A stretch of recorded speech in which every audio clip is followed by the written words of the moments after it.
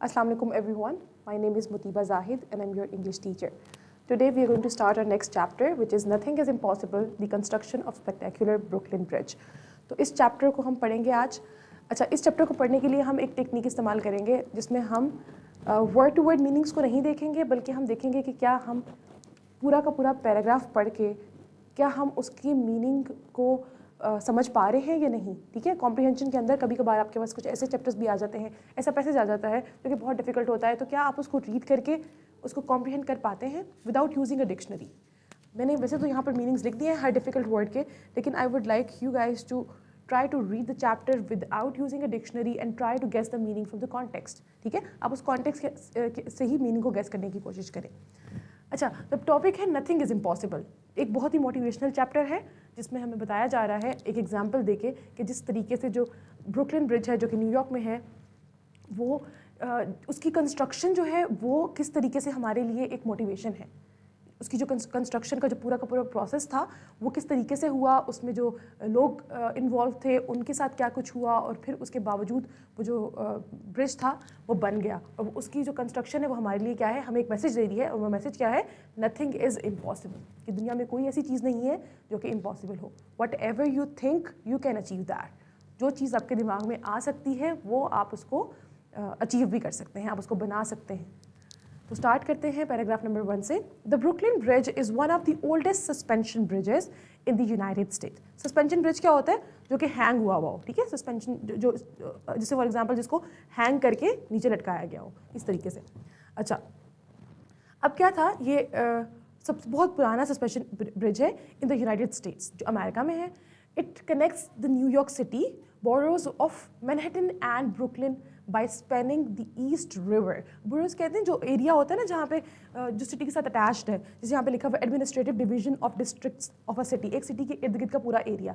तो जितना भी वो न्यूयॉर्क सिटी के इर्द गिर्द का एरिया है उसको क्या कर रहा है, ये कनेक्ट कर रहा था. ठीक है, ईस्ट रिवर के अराउंड जो दोनों साइड की जो जगह है ना उनको कनेक्ट कर रहा था बेसिकली.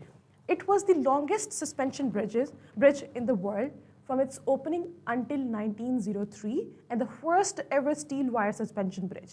अब ये क्या था, सबसे पहले तो क्या है, ये सबसे लॉन्गेस्ट सस्पेंशन ब्रिज था. ठीक है, पूरी दुनिया के अंदर जब उस टाइम पे बन रहा था. और इसके अलावा ये पहला ब्रिज था जो क्या था, जो स्टील वायर से बनाया जा रहा था.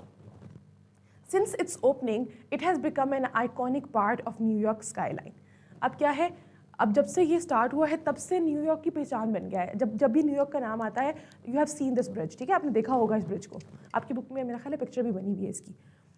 ओके, सिंस इट्स ओके, ये हमने पढ़ लिया है. It was designated a national historic landmark in 1964. अब इसके बनने के बाद 1964 में इसको नेशनल हिस्टोरिक लैंडमार्क कह दिया गया है. ठीक है, जो कि किसी चीज़ की पहचान हो जाती है या कोई आइकन बन जाता है या कुछ भी इस तरीके से आप कह सकते हैं ना, जो कि किसी प्लेस को ऑफिशियली रिकग्नाइज कर दिया जाए इस तरीके से. फिर पढ़ते हैं हम सेकंड पैराग्राफ को. It all started with a wild, crazy, strange looking, strictly speaking prima facie, a mad dream of a creative engineer named John Roebling, who was inspired by an idea to build a spectacular bridge connecting New York with a Long Island. अब क्या था, ये कहाँ से start हुआ, ये पूरा का जो एक क्रेजी आइडिया था ना, जो कि एक अजीब सा स्ट्रेंज लुकिंग ब्रिज होगा, वो इस तरीके से एक ना जो हो सके, जो चीज़ जो एक ऐसी चीज़ जो सिर्फ दूर से लग रही हो कि हो सकती है लेकिन वो हो ना सकती हो, इस तरीके का वो आइडिया था. ठीक है, और फिर इसको क्या था, और इसका जो आइडिया था कि न्यूयॉर्क को पूरा लॉन्ग आइलैंड के उसके साथ कनेक्ट करना है, तो ये किस तरीके से पॉसिबल होगा. However, bridge building experts through out the world thought that this was an impossible feat and told Roebling to forget the idea. अब क्या था, जब ब्रिज की बिल्डिंग के बारे में डिस्कशन की गई, दुनिया को बताया गया या दुनिया को पता चला लोगों को, तो लोगों ने कहा ये तो हो ही नहीं सकता. ठीक है, ये चीज़ है ये इम्पॉसिबल है, तो इसको तो छोड़ देना चाहिए. It just could not be done, ये हो ही नहीं सकता. It was not practical, it had never been done before, ये हो ही नहीं सकता. ठीक है, ये पहले कभी हुआ ही नहीं है.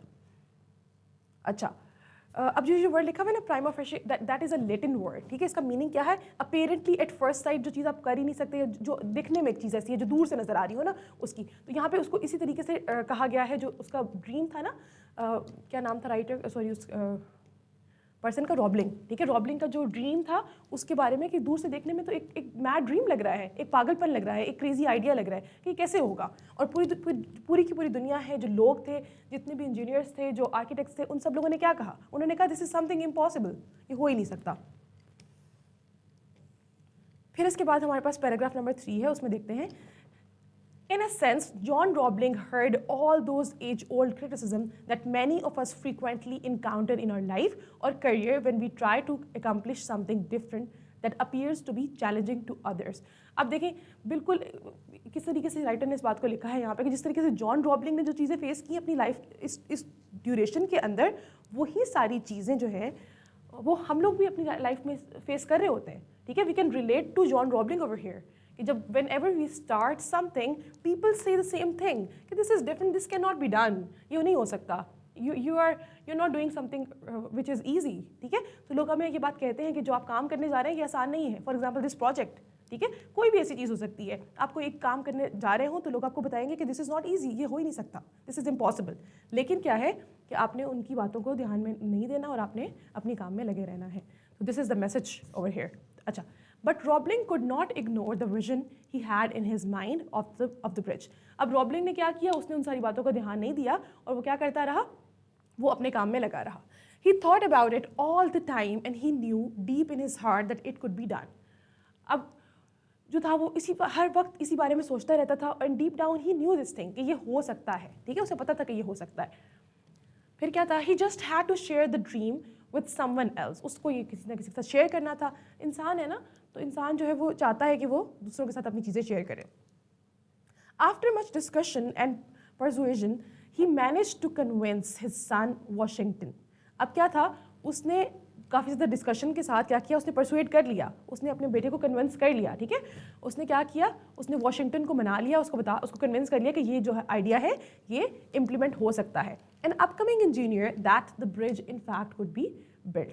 और वो जो उसका सन था वॉशिंगटन था, वो क्या, वो भी एक अपकमिंग इंजीनियर था जो कि इस ब्रिज को बना सकता था। फिर आते हैं हम पैराग्राफ नंबर 4 पे। Working together for the first time this homely team of father and son developed concepts of how it could be accomplished and how the obstacles could be overcome. अब जो दोनों बाप बेटा थे उन्होंने ये काम करना स्टार्ट किया। बाप बेटे की जो टीम थी, होमली एक वो थी टीम थी, इन्होंने मिलके देखना शुरू किया कि किस तरीके से ये जो है ऑब्स्टिकल है, ये जो प्रॉब्लम है, ये जो बीच में आपके हर्डल है, वो किस तरीके से ओवरकम किया जा सकता है, ये किस तरीके से ब्रिज बनाया जा सकता है।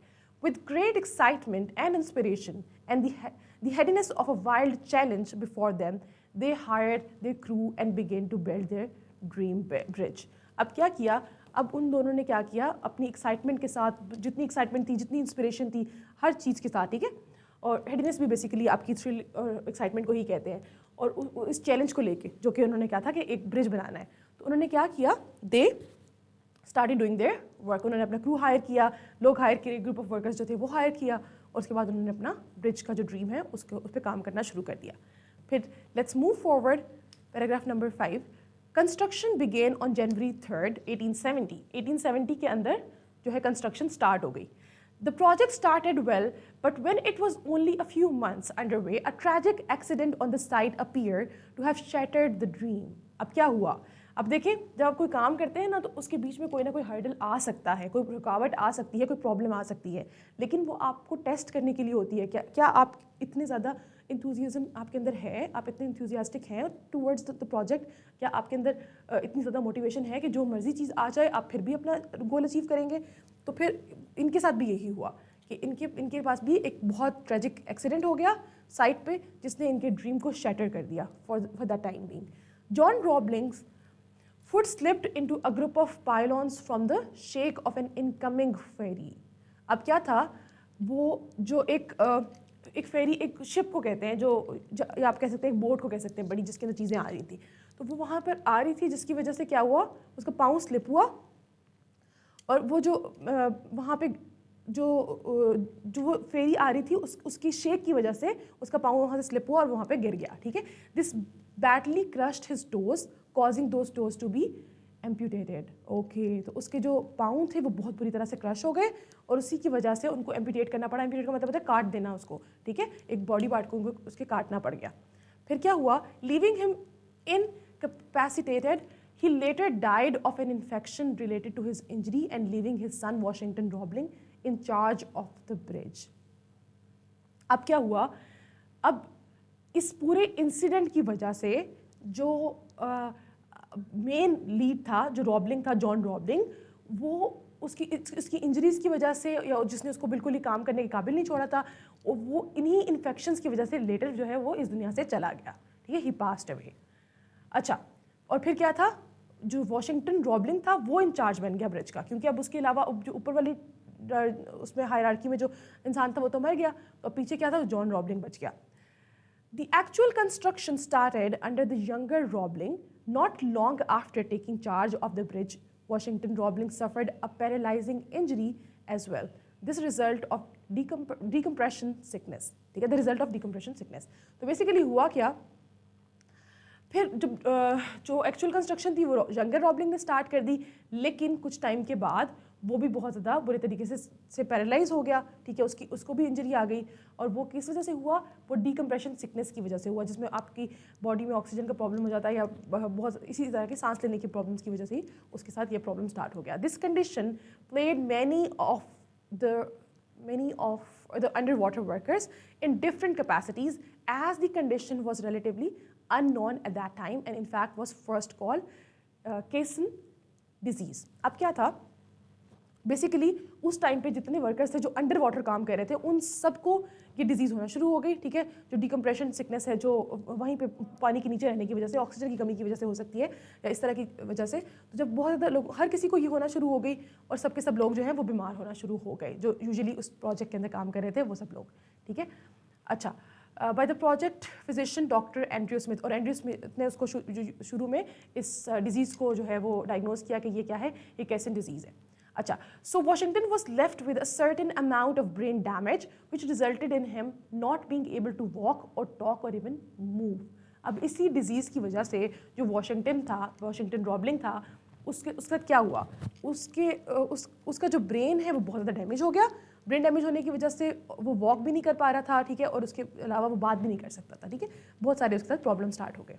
अ person who was working on the bridge was badly sick, ठीक है, वो बहुत बुरी तरह से सिक था, और उसकी जो सिकनेस थी वो क्या थी कि वो ना वॉक कर सकता था, ना वो बात कर सकता था, ना ही वो मूव कर सकता था। अच्छा, फिर आते हैं पैराग्राफ नंबर 6 पे। That's it. The critics were only waiting for such thing to happen. They all started. We told them so. Crazy men and their crazy dreams. It's foolish to chase wild visions. अब देखें लोग फिर से आ गए, ठीक है, जब एक थोड़ा सा फेलियर आता है ना तो लोग फिर से आ जाते हैं कि बात करने के लिए कि हाँ हमने तो पहले ही कहा था कि ये नहीं हो सकता। Same is the case with Roebling's, ठीक है, तो रॉबलिंग्स का भी यही हुआ कि जब जैसे ही पहले जो बाप था उसकी डेथ हो गई, अब उसके बाद बेटा जो था वो बिल्कुल जो है वो डेथ बेड पे था कि वो मूव भी नहीं कर सक रहा, उसकी बॉडी मूव नहीं कर सकती, वो बात नहीं कर सकता, वो पैरालाइज है। तो लोगों ने कह दिया कि हम तो पहले ही कहते थे ये होगा, ठीक है, तो ये तो पागल लोगों के पागल आइडियाज़ हैं। और इसके अलावा क्या कहते थे कि ये बहुत ही बेवकूफ़ा अहमकाना जो है वो चीज़ थी कि आप इतने वाइल्ड विजन को, अपनी एक क्रेजीनेस को जो है ना वो फॉलो कर रहे हैं। फिर आगे चलते हैं। Everyone had a negative comment to make and felt that the project should be scrapped since the Roebling were the only ones who knew how the bridge could be built. अब लोगों ने कहना शुरू कर दिया कि इसको स्क्रैप कर देना चाहिए, इसको अबेंडन कर देना चाहिए, इसको कैंसिल कर देना चाहिए इस प्रोजेक्ट को, ठीक है, क्यों, क्योंकि जो रॉबलिंग्स थे उन्हीं को पता था कि ये प्रोजेक्ट कैसे बनेगा, ये ब्रिज कैसे बनेगा, तो अब तो कोई और है नहीं जो बना सके, तो मेरा ख्याल है इस प्रोजेक्ट को जो है ना ख़त्म कर दें। लोग हर कोई ये कह रहा था, ठीक है, एवरीवन। फिर इसके बाद क्या है, in spite of his handicap situation Washington was never discouraged and still had a burning desire to complete the bridge and his mind was still as sharp as ever. अब वॉशिंगटन जो है वो बिल्कुल ना बोल सकता है, ना चल सकता है, ना ही वो जो है वो बात कर सकता है, कोई कुछ भी नहीं कर पा रहा, लेकिन इसके बावजूद वो डिस्करेज नहीं हुआ, ठीक है, उसके अंदर जो डिज़ायर थी ना इस ब्रिज को कंप्लीट करने की वो उसी तरह जारी रही।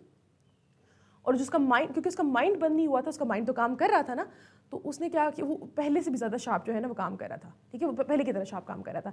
ही try to inspire and pass on his enthusiasm to some of his friends but they were too daunted by the task. अब क्या था कि उसने अपने दोस्तों को बताया कि आप ये जो मेरा काम है ना ये आपका ये मेरा पैशन है, ये इस तरीके से हो सकता है। लेकिन उसके जो दोस्त थे ना, दे were too daunted by the task. ठीक है, डॉन्टेड का मतलब होता है कि आप किसी चीज़ को लेके कितने कॉन्फिडेंट नहीं है, you are frightened to do that task, आपको लगता है कि आपसे हो नहीं पाएगा। तो इस तरीके से उसके जो दोस्त थे वो इस काम को लेके डर रहे थे, ठीक है, वो नहीं करना चाहते थे, दे वर डिस्करेज्ड। फिर क्या था, mister Washington was on his bed in his hospital room with the sunlight streaming through the windows. A gentle breeze blew the flimsy white curtains apart, and he was able to see the sky and the tops of the trees outside for just a moment. अब देखिए ये description लिखी हुई है।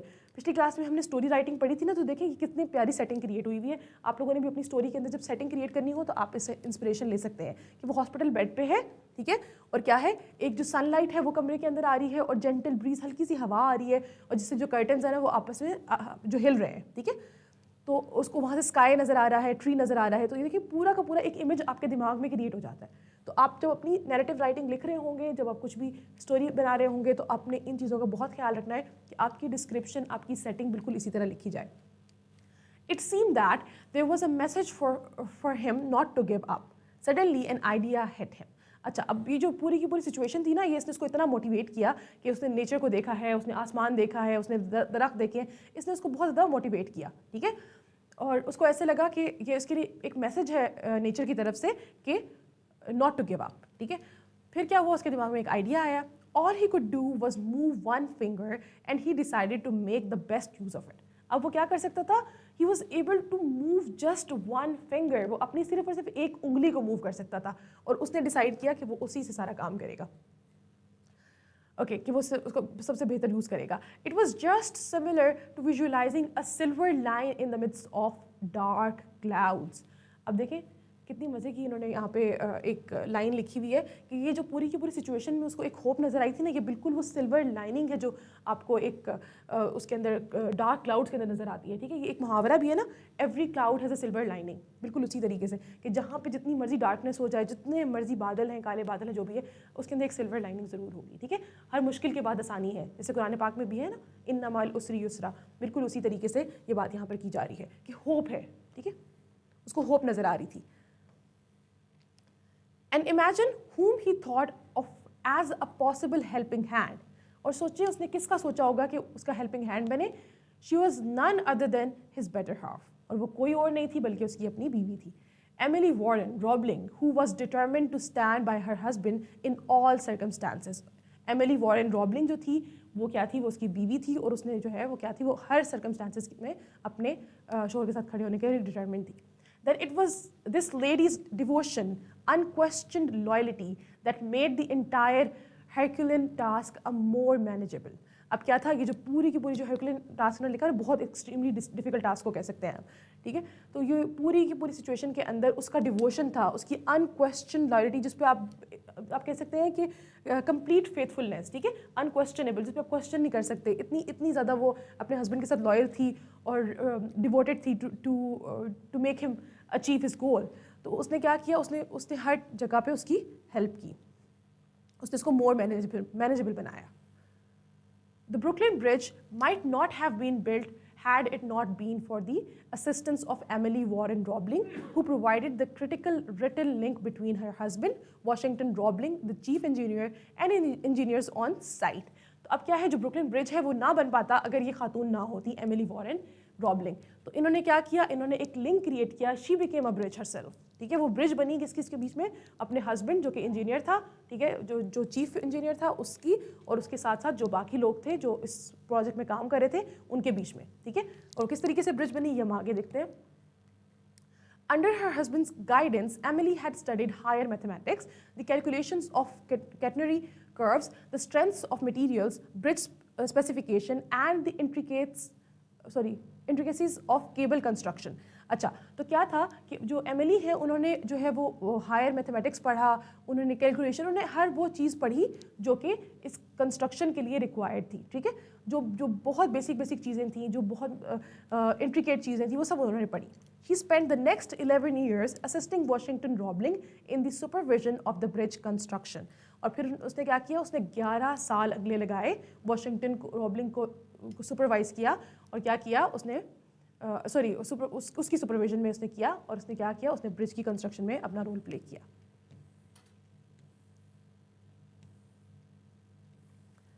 Paragraph number 11. By moving his finger, Washington started exchanging with his wife and slowly developed a code of communication with his wife.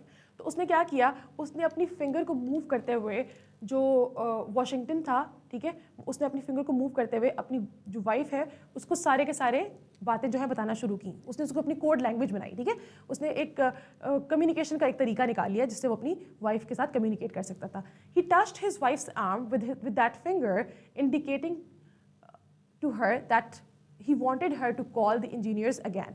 अब वो क्या करता था, वो अपनी वाइफ की आर्म पे टच करता था जिससे वो उसको ये इंडिकेट करता था कि वो इंजीनियर्स को बुलाए और उसने उससे बात करनी है.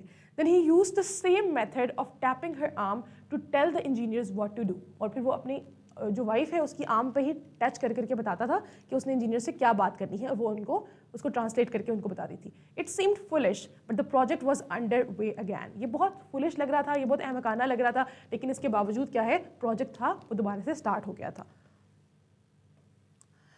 For 13 years, Washington tapped out his instructions with his finger on his wife's arm until the bridge was finally completed. 13 साल तक वो यही करता रहा. वो अपनी इंस्ट्रक्शंस जो हैं वो फिंगर के थ्रू अपनी वाइफ की आर्म पे देता रहा और वो क्या हुआ, ब्रिज जो है वो फाइनली कंप्लीट हो गया. The Brooklyn bridge was open for use on May 24, 1883. The names of John Roebling, Washington Roebling and Emily Warren Roebling are inscribed on the structure as its builder. जब ये बन गया bridge May 24 को 1883 में 13 साल के बाद, तो क्या हुआ, जो रॉबलिंग पूरी फैमिली थी, तीनों बाप, बेटा और उसकी वाइफ, इन तीनों के नाम जो है वहाँ पे इंस्क्राइब किए गए उस स्ट्रक्चर के अंदर, ताकि ये यादगार रहे कि उसको इनग्रेव किया गया वहाँ पे, ताकि यादगार रहे कि इन लोगों ने इस ब्रिज को बनाया है. Today, the spectacular Brooklyn Bridge stands in all its glory as a tribute to the triumph of one man's indomitable spirit and his determination not to be defeated by circumstances. तो आज अगर हम देखें जो spectacular, एक बहुत देखने में जो हसीन ब्रिज है, ठीक है, ये जो खड़ा हुआ है आज इसकी पूरी ग्लोरी के साथ अपनी, ये क्या है, ये एक ट्रिब्यूट है. किसके लिए ट्रिब्यूट है? To the triumph of one man's indomitable spirit. अब एक इंसान की कामयाबी, ठीक है, एक इंसान के ऑनर में, और वो क्या है, उसने जो ना थकने की एक स्पिरिट थी उसके अंदर कि जिसको हराया नहीं जा सकता, ठीक है, तो उसके लिए है. एंड हिज डिटर्मिनेशन, उसकी डिटर्मिनेशन के लिए, ठीक है, not to be defeated by circumstances. क्या कि आपकी सिचुएशन, आपकी कंडीशन आपको हरा नहीं सकती. अब इसमें हमारे पास जो मोरल है वो क्या है? We must understand that success always has many fathers while failure is orphan. आपने ये लाइन बड़ी फेमस सुनी होगी, ठीक है, कि success always has many fathers while failure is orphan. कि जब कोई इंसान सक्सेसफुल हो जाता है ना, तो बहुत से लोग उसको कहते हैं कि हाँ ये मेरा भाई है, ये मेरा दोस्त है, ये मेरा रिश्तेदार है. लेकिन अगर एक बंदा फेलियर हो तो कोई उसको नहीं जानता होता, उसके अपने घर वाले उसको नहीं जानते होते, ठीक है. तो इस तरीके से दुनिया इसी असूल पे चलती है कि अगर आप सक्सेसफुल हैं तो आपके इर्द गिर्द लोग जो हैं वो आपको ओन कर रहे होंगे, लेकिन अगर आप सक्सेसफुल नहीं हैं तो nobody would be around you, nobody would be there to help you. तो इसलिए अपनी ज़िंदगी में सक्सेसफुल होना बहुत ज़रूरी है. और इसमें ये नहीं देखना कि आप भी अब इसी तरीके से लोगों के साथ एक्ट करना शुरू कर दें, बल्कि ये देखना है कि हमने खुद भी एक सक्सेसफुल इंसान बनना है, और जो हमारा गोल है, चाहे जो मर्जी सिचुएशन हो जाए, हमने उस गोल को अचीव करना है.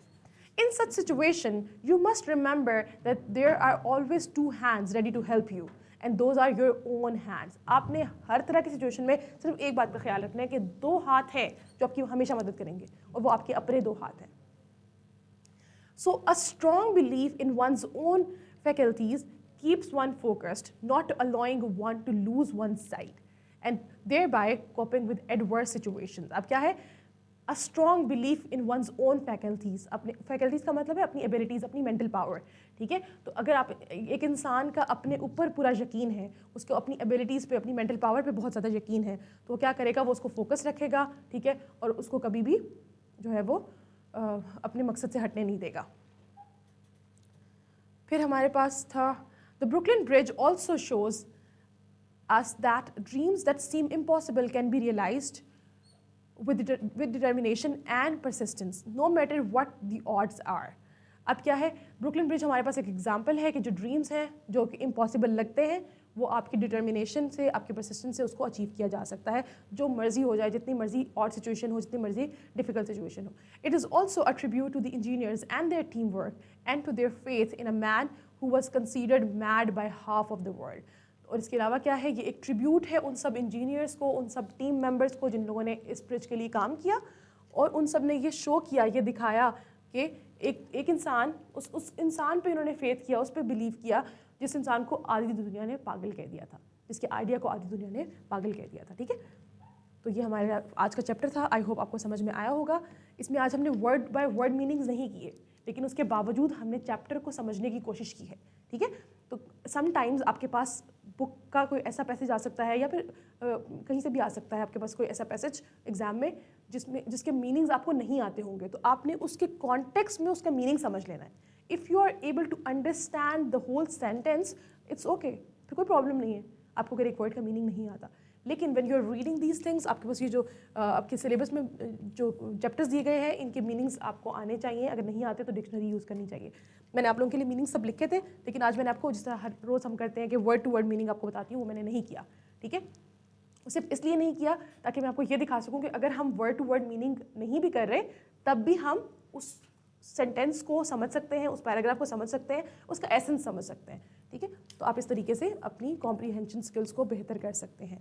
So that's all for today. I will see you tomorrow. और कल की क्लास में हम इंशाल्लाह इस चैप्टर की जो कॉम्प्रीहेंशन एक्सरसाइज है उसको करेंगे, जिसमें क्वेश्चन आंसर्स आपके होंगे. ठीक है, तो आप इसको फिर से भी पढ़ सकते हैं. अगर कोई मीनिंग आपको ना आता हो, आप डिक्शनरी में भी देख सकते हैं. अदरवाइज इसमें मैंने यहाँ पे सब मीनिंग्स लिखे हुए थे. So I will see you tomorrow in the next class. अल्लाह हाफिज़.